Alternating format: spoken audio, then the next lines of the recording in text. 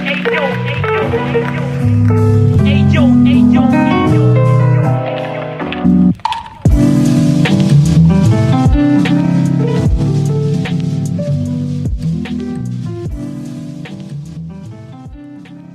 project is a no-profit foundation about visual art and photography. If you want to help us, just drop a donation on buymeacoffee.com/BerlinExplorer. So welcome to this 50 minutes of experience, and today I'm with Linda Acker from Brooklyn, New York. Welcome, Linda. Thanks so much for having me. Yeah, it's really a pleasure for me to have you here, especially for your art is so amazing, so particular, so personal, and it's not easy to have people like you, especially today in this century and in these last years, that is so really particular and as a perspective. I mean, so silently in the way, so colorful and poetic. But thank you very before much. to go really deep inside of your picture, your photography, and today we talk a bit about experience of in the human way and the photography way. Just if you can introduce us a bit about yourself, the people they don't know you, that they can Okay, sure. learn more about you. Great, thanks. So I live in Brooklyn, New York. I've been getting increasingly serious about photography for about the last 10 years. I started out doing, well, I didn't even know it was called street photography, but fairly pure street photography, traditional street photography, but gradually came to abstract the photos more and more. I found that I really wanted to have ambiguity and mystery in my photos, and I started shooting through things or reflections, shadows, silhouettes to try to add the mystery and ambiguity. Because I really see the world as a very complex place with a lot of different interpretations, a lot of gray, shades of gray, not black and white. And so I want to do that in my photos as well. I want to show the way I see the world. And yeah, so I see the world also in a way really complex, full of different shades and different time. And just to go a bit more deep in your photography, because it's in a way they are really abstract, but in another way they are so not abstract, and they can catch this simple way to communicate. And I like a lot that, because they have this two opposite. They are so simple and so complex. And we can say, are you a person simple and complex? Yeah, I guess that's probably true. Probably more on the complex side, I like to think, but maybe parts of both. I do see some things fairly simply. It seems like when I watch your picture, that I don't see picture, but I want to say paint, but it's not really the right word, paint. It's like kind of years ago when there was the first Photoshop, there was this filter, and you could click on the filter, and this effect kind of paint vector, and it's a mix in a way, and I like a lot that, because I don't think it's that, and I think is more about the time passing and the elaboration of the layers of the frame captured in your picture. But I'm really curious to know, how did you get to this point? I really just kept shooting. I mean, they say, they tell you to find your voice in photography. You should just take a lot of pictures, and that's what worked for me. I just went out and took a lot of pictures, and just gradually, I just took what I was attracted to, and gradually it moved to this way of seeing things. And I think part of it is I don't really want to impose my vision of the world on people. I kind of want to invite the viewer into the frame. And so by leaving enough open, I think it lets the viewer put their own interpretation on what they're seeing, which kind of matches how I like to be in the world. I like to try to control people. I like to let everyone figure things out for themselves. So we can say the photography take much of the space from your life? Yeah, I think everyone in a way shoots themselves, even if you don't realize it, that you're really searching for yourself and learning about yourself and putting it into your photography. I'm totally agree with you. I mean, the photography is a tool to research outside, probably something we don't see inside, and Exactly. it's always there. We cannot We can't find avoid. it. Yeah, we cannot escape from that. We are Yeah, just keeping what is us. exactly. Even if we want, I was talking in the podcast before this um, about these things that you can run away, you can try every technique possible, you can try every style, you can try to create the images you have in your mind, but these images you have in your mind are probably images from someone else, and keep to someone else. Do it your picture. No, exactly. If you go out with a preconceived idea, that's probably because you saw that photo already and you're trying to, may not even realize it, but you're trying to reproduce it. I like to go out and just see what I see and react to it. And I I really think like that gives a much purer photo. the collection you have, wall to wall. It's really full, particular, really particular. I like a lot, Oh, and thank you very much. it's kind of I don't know. I'm transponded to my years when I was doing more graffiti than photography, and yeah, the different kind of shapes of the brush and different tones, bright. It's amazing. I really like. There's one in blue. It's so. I don't know, it's special. I think it's special. I don't find Thank the you. right word, but let's go a bit more in your life as a person, more as photographer, and in which position the photography came to be the tool to express yourself, and if you had sometimes you couldn't express yourself with photography, so then what happened in your life then? I'm sorry, when I started to do photography, what happened? No, I didn't no, no, understand. just sorry, because I mixed it up. I was asking if photography as a tool in your life, in your personal life, helped you to realize some stuff, and what was this stuff, these Help me things? realize stuff about myself or Yeah, about yourself yeah. as human. Yeah. Yeah, I think one thing it came to realize, I think one thing my photos really show is that I'm kind of torn between wanting to be fully seen as a person and wanting to remain in the shadows. I'm an introvert and I like to just be an observer, but on the other hand, I want to be seen for who I really am. And I think that's kind of the mix in my photos, this mix between seen and not seen. And that's kind of one thing I've come to realize about myself as I looked at my photos. So you usually go out alone to take a picture, or you're Yeah. sharing with someone these moments? Yeah, normally I go out by myself. Sometimes I go out and shoot with someone, but even then we kind of break apart and come back together. But normally I just go out.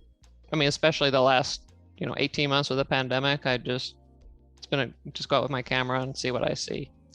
Although there aren't many people out there, but Yeah, sure. There are many people, and it's the part interesting. I think in your pictures, that's what we don't see. I mean, what I see is clearly and not clearly in other way, but what I don't see, and this is what make me curious. What other human make which part they make in your photography? What you think if the human are part of your photography or not? Yeah. Well, when I do I have what I call abstract street, where I follow the rules of street photography, meaning I don't clone. Everything's candid. I don't clone things in or out. I just go out in the street and look, and those generally do have people in them. But in the last 18 months, I've also gone more fully abstract, and then I've started using multiple exposure and intentional camera movement, taking pictures of the Brooklyn Bridge, a lot of different things, and those tend to be more about my environment, and they generally don't have people in them. So I'm still learning and experimenting. The pandemic gave me access to a lot of workshops that aren't normally available. A lot of people that were giving in-person workshops put them online. So I was really lucky to be able to study with Susan Bernstein. I don't know if you're familiar with her work. She's a really excellent photographer out in LA, and Doug Chinnery and Valda Bailey, who are in England, who I just normally wouldn't be able to study with, but I was able to, and that's helped inform my photography as I move forward. So can I say in a way that probably the most beautiful moment for you are a moment where you can find a lot of mirror and a lot of rain, probably. That's a good rain, snow. I love snow. It doesn't snow often enough here in New York anymore, man. I love rain and snow. You are right. Yeah, And reflections. because I really like to also make picture through window of glasses, mirror, every kind of reflection, everything I can see through. And but when it's raining, I love. I mean, people when it's raining in Berlin start to say, "Oh no, it's raining. It's depression," you know. And when it's raining for me, it's like, wow, amazing! I can go out taking I pictures. got to go out. Yeah. Yeah, because yeah, there are a lot of reflection of the light, so it's really particular. And I think, in a way, when it's raining, you can see the real city, the real intention of the city, because most people they just try to be inside and don't get wet, and then there are the people are enjoying the rain. And yeah, That's now true. I'm just moving my mind to a moment. I was some months ago in the not some probably last month in the hospital for an operation. Then I went out to smoke a cigarette, and there was a girl on the wheelchair, and it was raining really strong, and she was dancing with the wheelchair Oh, how cool. under the rain, and was so amazing. And this is what I feel in a way that watching your picture is like a dance in the through the vision of something. So more going with emotion than to see straight what you want to see. It's like watching in a way the shades of your visual part. I mean, in general, there are most of the picture you have they follow this style, this technique, this experimentation, and there are some others, yeah, they go straight to the point. And what is the difference between them? What I see is sometimes just the power of the character. And I'm curious to understand if this define you in a way as a human and photographer. If there are some character that are really powerful, strong in a way for you, and that you have to capture them as they are, and some others are just second character that's to take control. Yeah, I think for the most part, people in my photographs are kind of secondary, or they're not a particular person. They're a person, but you wouldn't know them on the street. You know, you don't see them well enough in the photo that you could recognize them later. So they're a person, but not a particular person. Sometimes in New York, the people are just so special, you know, that they really stand out in a photo. And sometimes the colors of what they're wearing really tie in with everything, or their hairstyle is so incredible. You really want to highlight them. But for the most part, I keep my figures mysterious, I think. So you usually stay in distance from the stories of other people, so you catch just them from with a certain distance, or happens sometimes that you connect with these people. Right. Mostly, often they're reflected, or they're, you know, so that they're blurred out in some way through a reflection. I like to find things. I don't generally take reflections in pure glass. I try to take reflections on something that abstracts it in some way. So sometimes marble, or my favorite thing to take reflections in are UPS trucks, these delivery trucks in the United States. They're brown with textured surface, and they're everywhere because they're making deliveries all the time. So whenever when I go to see what's reflected in it, because they make some really interesting reflections. Yeah, it's really nice. The yellow of the UPS, it's really reflecting everything.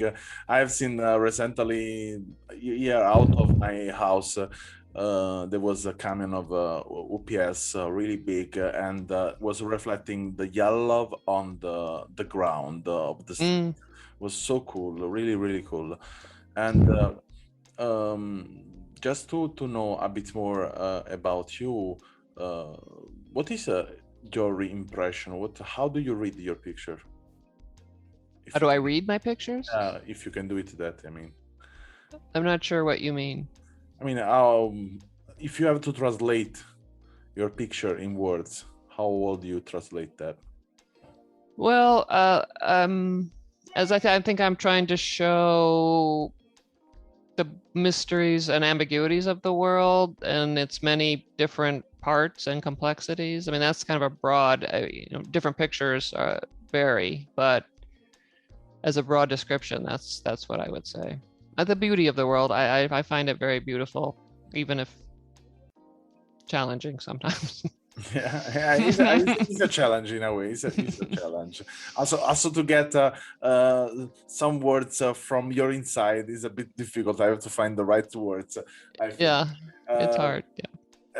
but I think we can get it. In a way, we can get it. So I will love to. If I could explain it in words, I wouldn't need the photos, but it's hard to explain in words. But Yeah, I think you're right in that, but I think also today it's really important to also know what we are showing. yes, no, for Because the sure. thing is, if I want to say something with the picture, yeah, I say something with the picture, and the real question is, I'm really sure to say what I want to say with the picture. Hmm. This is the question I have always for everyone, also for myself always. If I'm really sure that this message is the right message I want to say. Method to what you're trying to say. Yeah, for me, a lot of times though, I go out and I'm really drawn to something and I photograph it, and then I go back and try to figure out why I want to photograph it. It's more I'm first attracted to it, and then I try to understand it rather than going out and with an idea and trying to find it. So what do you usually do? I mean, how is composed your life in general, not as a photographer, as Linda. As Linda, well, I'm retired now, so I have a fair amount of freedom to go out and photograph. I'm also paint, so I'm very lucky that I now get to spend a lot of time doing art, either painting or photography. I'm trying to learn to combine the two as well, painting and photography, but that's still coming. So I spend a lot of time doing that. I live near the Brooklyn Bridge, so I love to go photograph it or walk across it or walk into this Manhattan. And I just like to wander the city. That's a lot of fun for me. And you was originally from Brooklyn? I've lived here 25 years. I've lived around the country for work and things, but I came here 25 years ago. I worked for the city for quite a while, and now I'm retired. And where you was born? I was born in upstate New York, Okay. near Utica. Okay. So we can say it's your habitat, Brooklyn now, from Yeah, this is quite definitely. long, and I think you traveled also a bit now in your life. And there was some places got to your attention more than others, and which places? Yeah, well, there's neighborhoods around here. There's a neighborhood called Dumbo, down under the Manhattan Bridge is what it stands for, and it's kind of an old industrial area, and I find that I love that to wander around there and under things and look through things and find things there. It's a great neighborhood. I like to photograph in downtown Manhattan. I used to work in downtown Manhattan for the financial district, so I'm familiar with that. It's got a lot of reflections and a lot of things to look into. So that's another favorite area to photograph. Yeah, cool. Really interesting. And last question, then I will leave you free to continue to create. And if you have to dream for an experience you didn't do it until now, what kind of experience you would love to do? Oh, that's a tough one. I think I would like to travel to more places. I maybe especially longing for that now because we haven't been able to travel for so long. But I spent some time in Europe, but I would love to travel much more to Europe and much more to Asia. Japan and China and just see many more cultures and people. Yeah, I would love to Asia for sure. More than Yeah. people, I would love to eat. I mean, it's my topic, eating. But Yeah. yeah, absolutely more travel. Also, if I think in a way, it's really difficult for me, and I can imagine also for you to travel because we are in a way always traveling inside of our creativities, and then this take a lot of times. Yeah. Like I don't know. I feel like yeah, I would love to travel, but it's really stressful in a way. It is stressful, it's true. Well, and of course now it's not really possible, but Yeah, now, yeah, the period is what it is. It's going to pass. I think probably in the next year probably will go away. eventually. But Boy, I thought it'd be over by now. but I don't think it's. I mean, it was not a limit for me. This. I mean, I traveled also during the COVID, and it's not this really the point, but it's more about what we do. It's what I struggled with because if I have to imagine to travel, then I don't have the time to doing, for example, the podcast or to Yeah, no, it takes a lot of time. You have to plan it, you gotta get all ready, you go. you know, and Takes a lot of time. this is always a point for me to reflection and say, okay, if I have to travel, but I have to stay 3-4 months there, you know. So it's like that.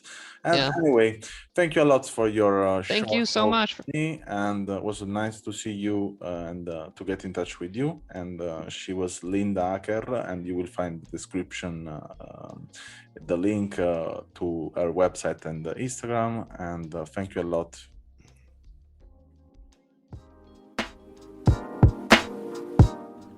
Thanks for listening to our podcast.